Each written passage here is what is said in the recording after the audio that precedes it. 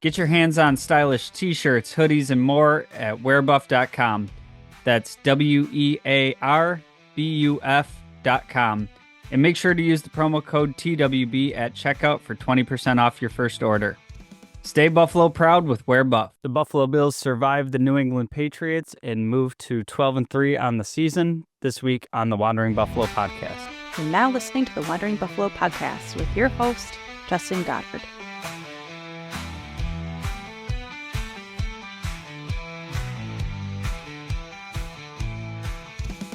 Bills Mafia, welcome into another episode of the Wandering Buffalo podcast, a show on the Buffalo Fanbase Podcast Network. My name is Justin. I will be your host today, and off the top here, Merry Christmas, Happy Holidays, whatever you celebrate. I hope everybody had a nice holiday, got some nice new Bills gear. I got my Bills onesie rocking right now that I just got. Very cozy, a little bit warm. But here talking about the Bills-Patriots game, and wanted to wait a couple days to make this episode, not only because of the holiday, but because the Chiefs were playing on Christmas Day. And as we now know, the Chiefs have clinched the 1 seed, and just kind of wanted to talk about some of the implications for the Bills with that being the case, and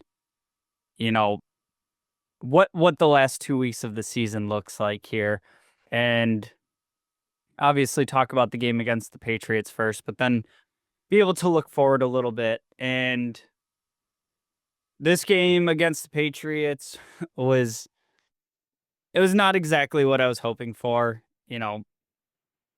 A Patriots team that's not playing for anything, their season's all but over.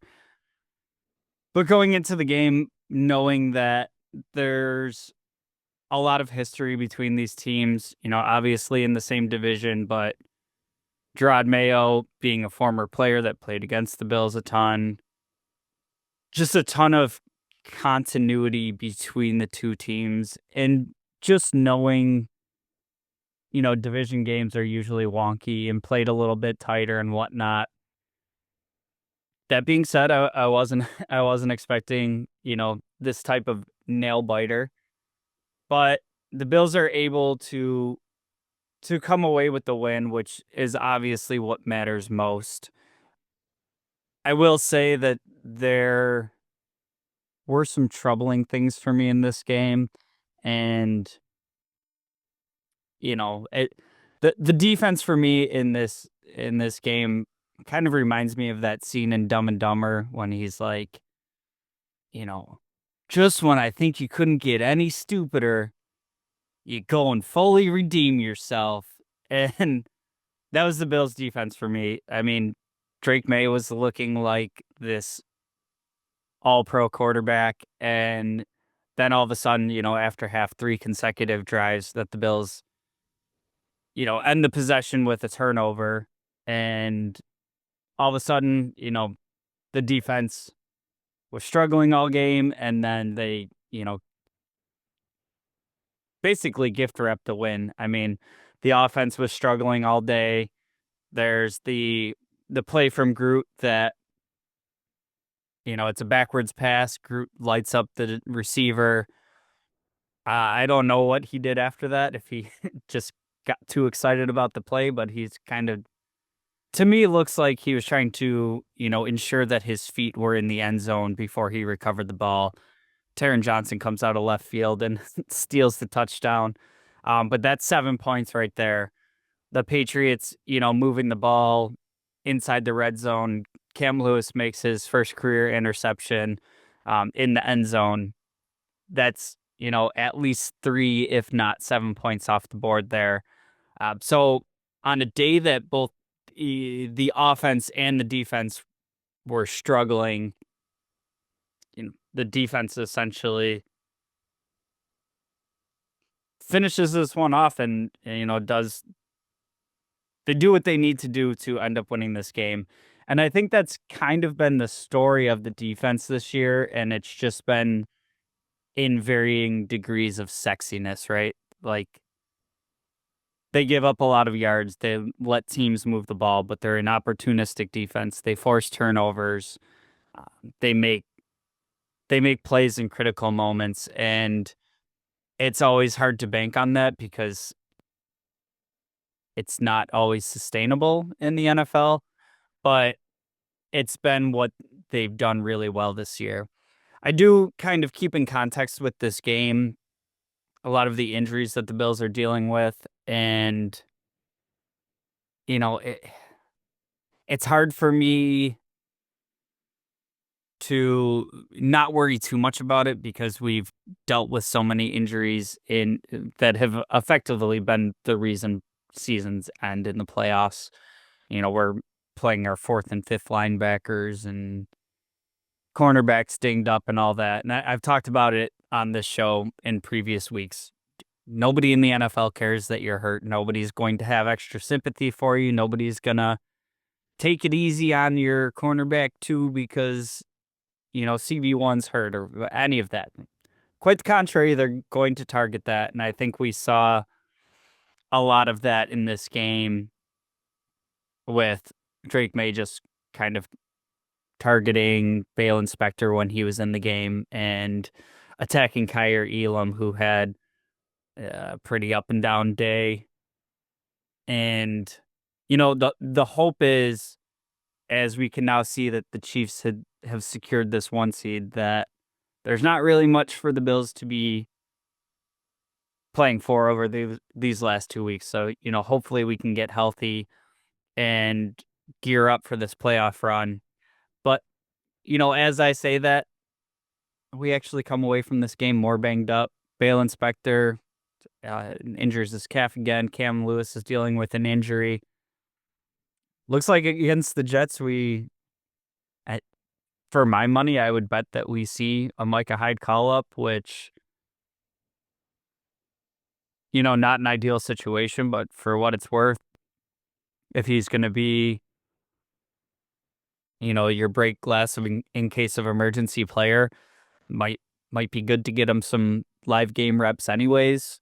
But I mean, we're still dealing with a ton of injuries right now. So part of me really wanted the one seed in that bye week.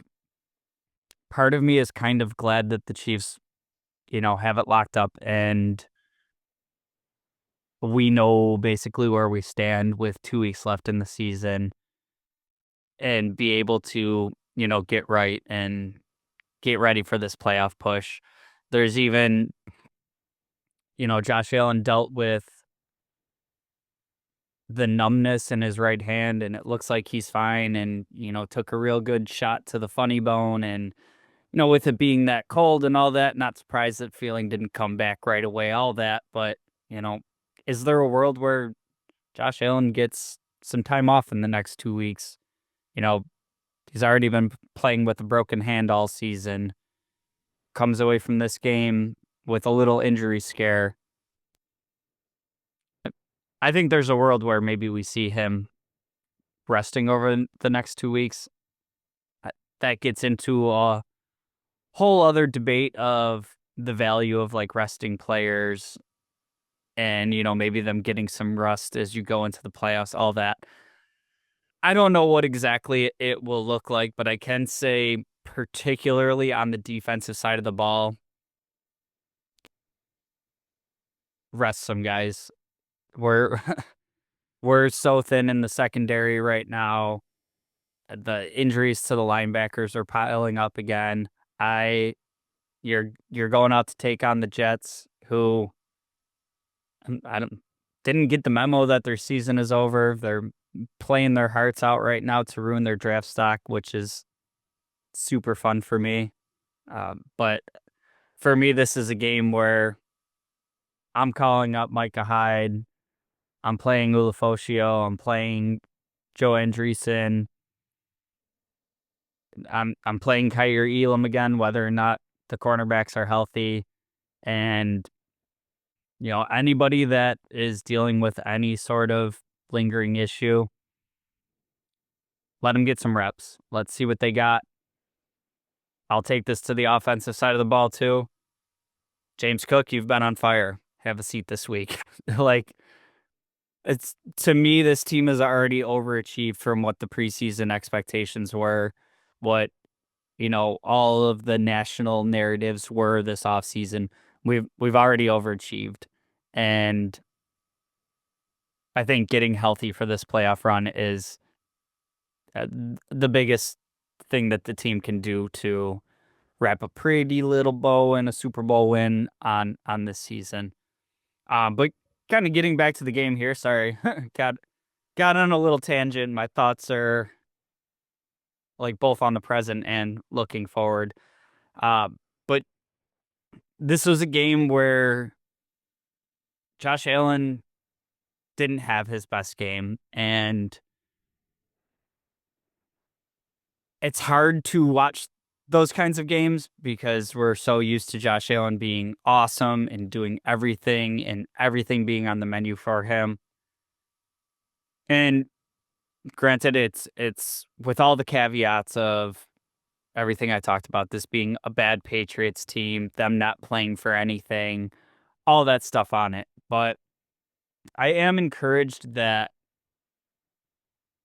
the team was able to just find a way to win this game. And I don't think it's a direct, one-to-one translation when we're playing these higher caliber teams when we get to the playoffs. I think there's a lot that happened in this game that you can't expect to happen against a Chiefs or a Ravens and still be able to come out with the win. It'll look different every week, but the important thing that I think I've seen from the team over the course of this year is they found ways to win. And, they've done it in games that it's a full-blown shootout. We saw with Detroit. We've seen it in this game where it's kind of this grudge match and a few big plays changed the complexity of the game. Um, Able to get it done in this game without a stellar performance from Josh Allen. And to me, that came down to the running backs, the offensive line, and a few key plays from the defense. And kind of mentioned James Cook already, but another game where he went crazy. 11 carries for 100 yards and a touchdown. Added uh, 3 receptions for 26 yards, another touchdown there. And that was kind of the offense. Like, we got some plays out of some of the receiving weapons when it mattered. But this was another big game for the running backs. We saw Ty Johnson add 6 carries for 30 yards. And then the receiving weapons were, Josh Allen threw for 150 yards. So it's not like anybody had crazy days there. And it was even like a weird week for Khalil Shakir. And I understand that, not every week for Shakir is going to be this ridiculously efficient game. But we've gotten so used to that, right? So this game, it was hard for me because he has 2 catches on 6 receptions, and he hasn't always been this like super high volume guy or like putting up gross yards, but he's been like constantly consistent. And there was one over the shoulder deep ball that kind of goes through his hands on this one. There was another one running across the middle that he kind of had to really extend for and wasn't able to haul in. And like I get it that like those are tough plays, but so used to Shakir making those plays. And for the timing of those of just a couple of those, one of them that would have been pretty much a walk-in touchdown. It just kind of shows me that as much as this offense looked like it was sputtering and struggling, like it wasn't that far off. It's a few missed plays and it's a whole different game. And I get it. You can make that argument on both sides of the ball, um, for both teams. But it's not like sky is falling panic for me that just before the playoffs, Josh Allen has one of his lowest output games of the season. So I don't know what I'm really encouraged by is what I'm encouraged most about going into the playoffs is two things that I think the Bills have been kind of lacking in previous playoff runs. And number one, I'll say that I think this is the best offensive line that Josh Allen has played behind. He does take a sack in this game, but he went 3 or 4 games before this without taking a sack. And even the sack in this game was like he was going to break the pocket and had a nice run in front of him and gets tripped up and it's like a half-yard loss. Like that, I don't know. I don't really put that on the offensive line. But also like the way the Bills are able to change up their running style and what they want to do in the run game from week to week and the offensive line being able to execute that is leading to a ton of James Cook's success. And I think that a strong running game is something that we've been missing in the playoffs. I think we've had good offensive lines in front of Josh Allen, but I think this is by far the best one. And then what I'm kind of concerned about going into the playoffs is what I think has been the two things that I think have been the biggest nail in the coffin in the playoffs outside of like um, bad coaching, weird bounces of the ball, whatever. And that's defensive health and just defensive line play. And I think that we saw more production from the defensive line this past week. I think there's also a caveat of it being a rookie quarterback and we were throwing a ton at Drake May, whether it was blitzing or stunts, all that. Like it was a concerted effort to get after Drake May. And to an extent, he did, make us pay. A lot of it being, targeting Elam and targeting the tight ends, replacing the blitz. So that concerns me that we are getting pressure in that way because you do that against a Mahomes, you do that against some of these elite quarterbacks. They're going to make you pay more often than not. I do think that we've seen some flashes from Von Miller. I think he's still got some juice on like his spin move, some of his pass rush moves. I think he's getting the pressures, but not the sacks. And it kind of reminds me of like Jerry Hughes towards the end here, which I think is encouraging, but still a little concerning because like we don't have that game wrecking player on the defensive line. And we have like a series of good to above average players. I think Groot's awesome, but he hasn't shown that like TJ Watt, Miles Garrett, I'm listing some of the best players here, but like that that game wrecking ability. And I think when Bean signed Von Miller to be that guy, it was going very well the first year. He got injured. Last year was trash. And right now, maybe he looks like 60-70% of the guy that Bean signed 2 years ago. And honestly, all I'm looking from him is a couple of those game-changing plays in the playoffs. And maybe it's a third and long and the Chiefs have the ball and you need that sack, you need that turnover, whatever. You need that big play. And if we can get 2, 3 of those over the course of the playoffs, I think that's all you need from him right now. But the defensive line still concerns me going into the playoffs. I don't know there's much that you can do to address that at this point.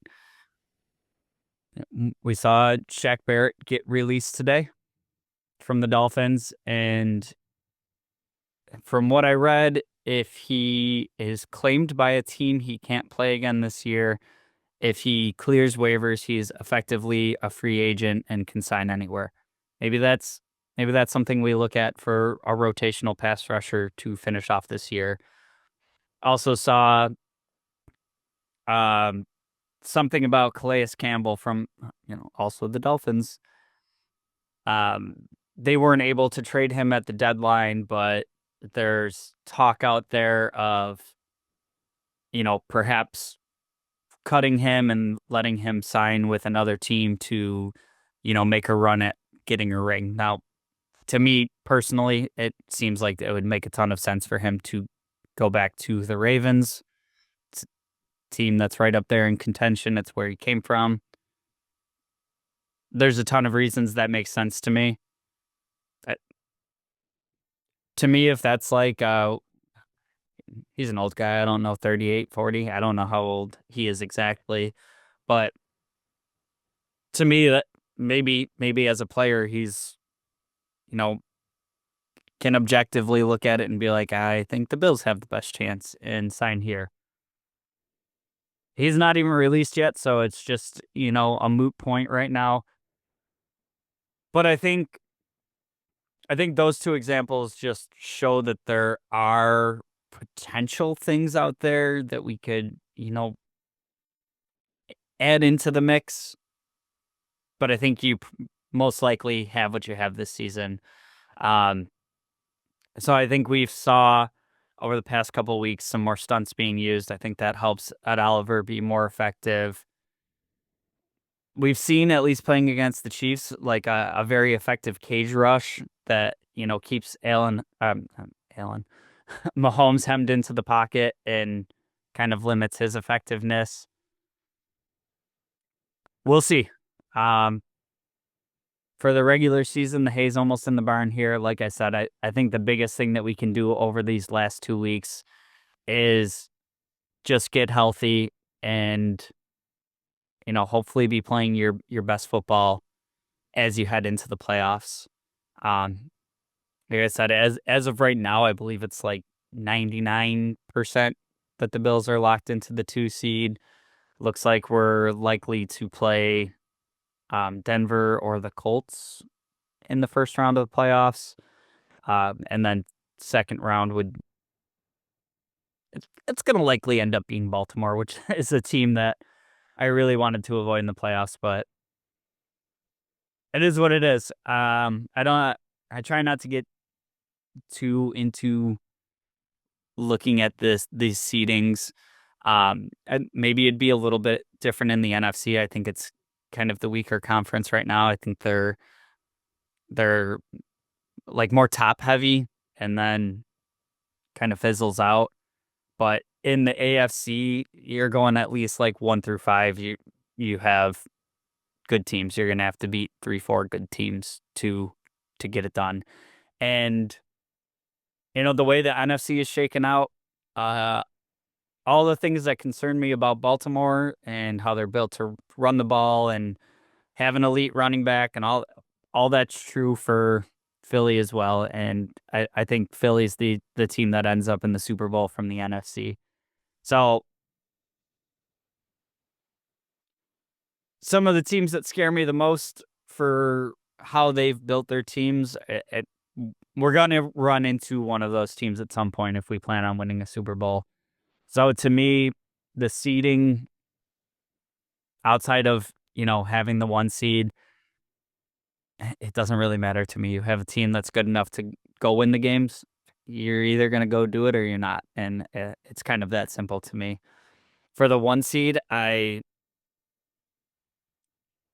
was more interested in having the 1 seed just to be playing one less game, more so than the bye week. I like the idea of the players just keep playing and not losing momentum. It's great to get the rest in there. That's awesome. I was pretty interested in the Chiefs not getting extra rest because their bye week was week 6, and that's a long stretch without a break. But to me, it's kind of like the any given Sunday mentality to it of, yes, I think we have the team to be able to beat any of these teams in front of us, but having the 1 seed to me was always more about having to play one less team than it was the rest. Wait, winning 3 games sounds better than having to do a fourth to me. It's you can go out and have a bad day or suffer an injury or any of those things any given week. We look at last year, our wild card game, the injuries that we dealt with that, you know, carry over into the Chiefs game, and that's how we end up with AJ Klein playing snaps off the couch, off the family vacation. Um, so yeah, I mean, 2 weeks left in the season. McDermott, do whatever you can to get these boys healthy. We got the Jets coming up next week. Patriots to close out the season. So hopefully we get to see some rested players. We get some health going into the playoffs, and if that comes at the expense of 2 more losses, I don't really care at this juncture. We're going to be in the playoffs. We're going to have a chance. I would like to see it. I would like to see this run be made with as healthy of a team as we can. But that's going to do it for this week's episode. If you have made it this far and you're not already done so, I do ask, like, share, subscribe, click all the notification buttons. We got a stretch run coming up here, so don't miss any episodes. It's going to be a fun end to the season, and hey, we already know we're going to be in the playoffs, and we got a chance. So make sure you're subscribed. You're not missing any episodes as we wrap up this season. Until next week, and as always, go Bills.